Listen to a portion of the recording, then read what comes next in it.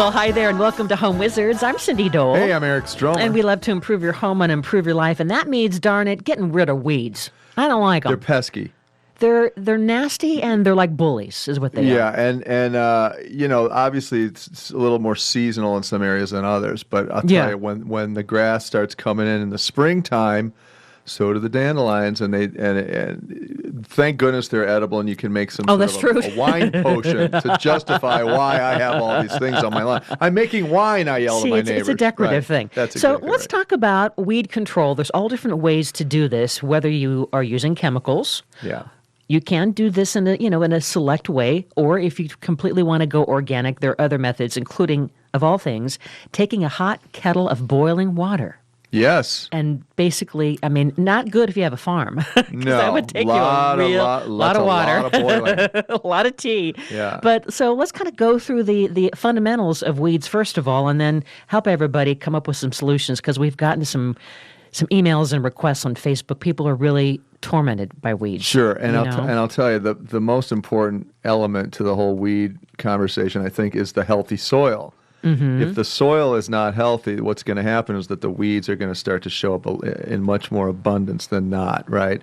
And then the other thing, too, to consider, the landscape folks, if you hire somebody to cut your lawn, what they're doing is they're bringing weed seeds from other people's lawns all throughout the neighborhood. They're cross-pollinating. So oftentimes a lot of folks will end up having their own lawnmower.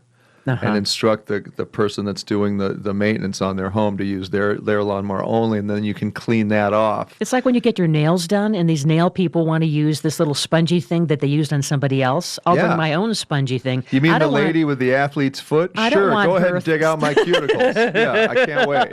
Right? It's kind of that concept. And did you know that these weed seeds, kind of like a cancer, can just be there waiting underneath the soil, waiting until you either stir up the pot or water where you shouldn't, or give it sunlight. It's like freedom at last. Yeah, that's release me. So you got all these little intricacies of weeds that you may not think about beyond the obvious, the dandelion thing. So, anything from incorrect watering, incorrect soil, incorrect compaction. Right. You know what I mean? And because if the thatch layer is too extreme, the weeds have such shallow root systems, they'll be shallow. Fine. They're shallow. They're shallow, those really. roots. What's attractive about Nothing, it anyway? except their lovely hat, their yellow top hat. But that's the problem. They'll thrive in the worst conditions, whereas your grass will start to die out. So here's a list of the bad conditions: incorrect watering. So those of you who might be watering too much in certain areas or too little, that's going to be like freedom at last for weeds. Incorrect fertilization, soil compaction, insect damage, disease, poor drainage, improper sunlight, and then excessive wear on a lawn. All those things are just going to be a nightmare, and it's going to be like that time where the weeds are saying thank you for letting me live. And really, the best attack on a weed is when they're young, tender, and actively growing. Too. Yes, because if they're old and established, they're more difficult to get out of the soil. Well, it's like old money. Yeah, it's like an old man's corn on his foot. It's harder to take off, right? Exactly. Right. Yeah, and the other thing too that I've noticed is this cycle of unhealthy soil, improper watering, and then dump a bunch of chemicals on it, and you're just in this loop that's going to continue to manifest the same symptoms that cause the weeds in the first place. You got to get to the root of the problem. Of the matter. That's exactly right. So I'm not a huge fan of just dumping a bunch of chemicals on the lawn in order to get rid of things that you're creating by having poor conditions to start with. It's a systemic disorder that has to be addressed that way, I think. Yeah, you have to first analyze what's going on. There you go. And so also you have to figure out, well, what is your property like? Right. Like we got a tweet from someone who says, they live in an area where it's a woodland. They're almost like in a forest. And so that's a kind of a thing where, you might want to even rent a chipper, and turn some of those weeds into almost like a mulch. Right. Or even compost. That's a great way to get rid of weeds. And then, you know what else, too, is because we have this idea that we have to have these pristine green patches as lawns, the most healthy thing to do with lawns is to leave those grass clippings on the grass. Don't take them up in the bag. Leave the clippings there. It looks like someone's just dumped a bunch of debris on top of the lawn, but that is, in fact, what creates the healthy top covering to keep the weeds from popping up through them, but also then that organic matter that has been cut becomes the fertilizer and the pH balancer for the soil underneath the grass. So I know it looks bad, but it's the very best thing you can do is to at least one mowing out of 4 a month, leave the clippings on the lawn. Well, it's like a lot of times my husband will say, I want to not shave for the weekend. Just kind of give it a rest. That's it. It's kind of you're helping. You have to let his face be woolly Heal. and heal. Exact. Thank you. This is a great justification for me not shaving for the whole week. Not for the whole week, just the weekend. No, I'm not doing. Oh, the whole week. Yeah. Okay, I'm all going right. long. I'm going long. Well, when you can pull it off, go for it. Okay, good. But so let's talk about. So you have, as you've analyzed your area, maybe you don't have grass. Maybe you have a driveway or a hardscape, and there's weeds popping up from there. Oh boy, too. You know what I mean? That right there is the hot water trick. That works great. The boiling water. And have you done this? Yes, I have. Yeah. The problem with the hot water is that you got to walk around with a saucepan full of hot water. Yeah, here like a little teaspoon, which is like an egg toss. Or, it's like you're going to burn the top of your feet beyond recognition if you have the sandals on, but then your weeds are gone. So what's the trade-off? You almost need to have like a bigger jug of some kind to get the a big batch of hot water. There you go. Yeah, like a lobster pot. Anyway, maybe. Yeah. But so let's say you've now assessed your property. You see that it's not only a lawn, but let's say it is hardscapes. Maybe you do need to use some herbicides. And, there are some systemic herbicides that enter the plant through the root and the leaves and then move through inside of the plant. And you can do certain treatments in a minimal way. Like you say, it depends on analyzing the whole system of what you got. So when we come back, we'll talk a little bit more about not only some of the proper ways to use these chemicals for weeds, but then going completely organic. There's some other techniques, you know what I mean? Eric Stormer, Cindy Dole, you're listening to the Home Wizards. We're going to help you get the weeds out of your life, all right? Keep it here. And don't forget to check us out at yourhomewizards.com.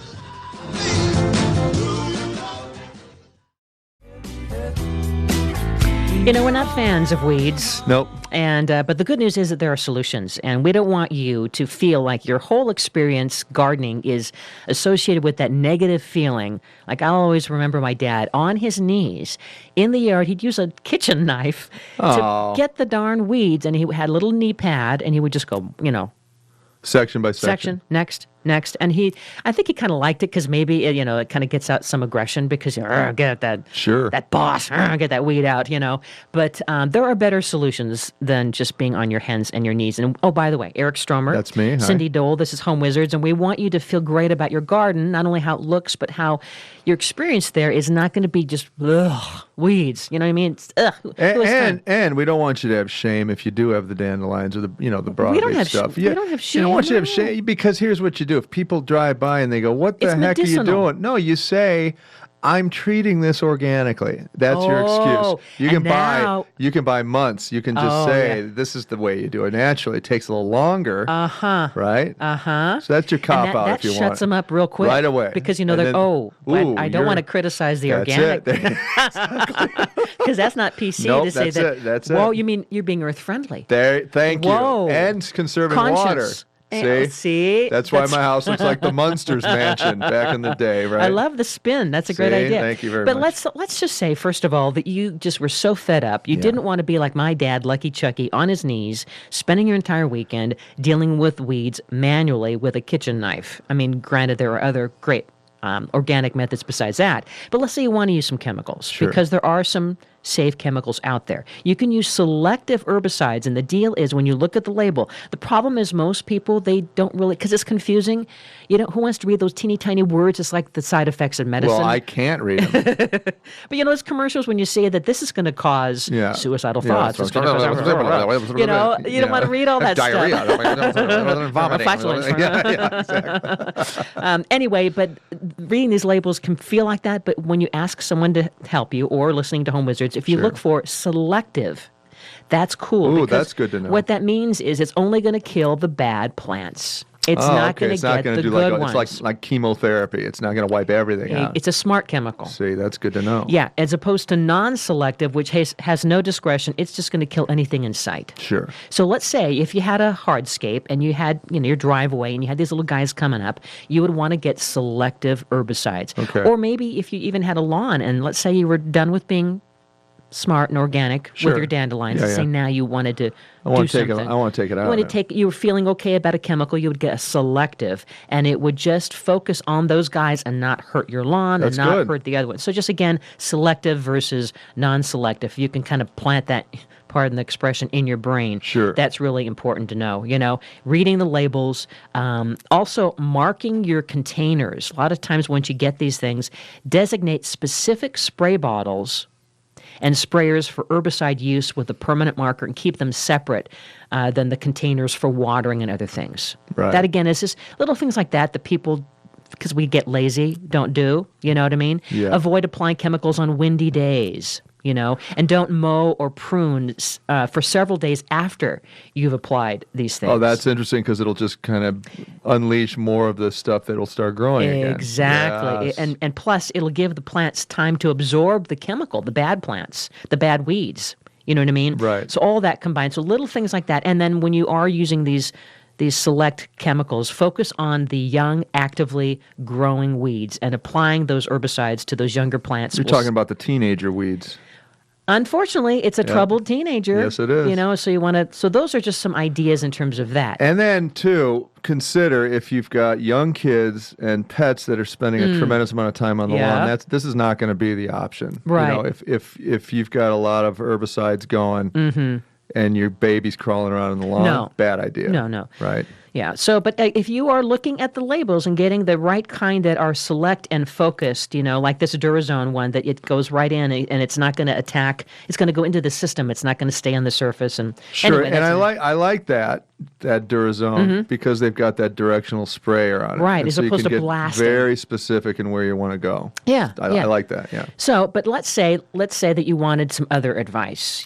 So crowding out the weeds with a thick lawn cover. Well, see, now We this love is that. what I did, which I think really was helpful. Yeah. And you first you have to aerate your lawn because Oh, what there happens, you go with your shoes. Well, you can either use your shoes, which are extremely long golf shoes, basically like there are nails on the bottom of your feet, and instead of your dad being on his knees, crazy Eric Stromer's wandering around with his stupid shoes on, poking holes through the thatch layer with 3-inch good long exercise, spikes. Well, probably. and I look like I'm clogging, and I put this polka music River on, and dance. people go crazy. Sometimes they even throw money at the lawn. So anyway, what you do is you aerate. You can either rent an aerating machine, which is essentially a big drum roller that has these cleats that pop out of it, pokes holes and cores the soil out, and then that enables either seeds, chemicals, water, whatever you're doing, fertilizer, to get down beneath the thatch layer, which is that 2.5-inch layer of very dense, thick grass material that's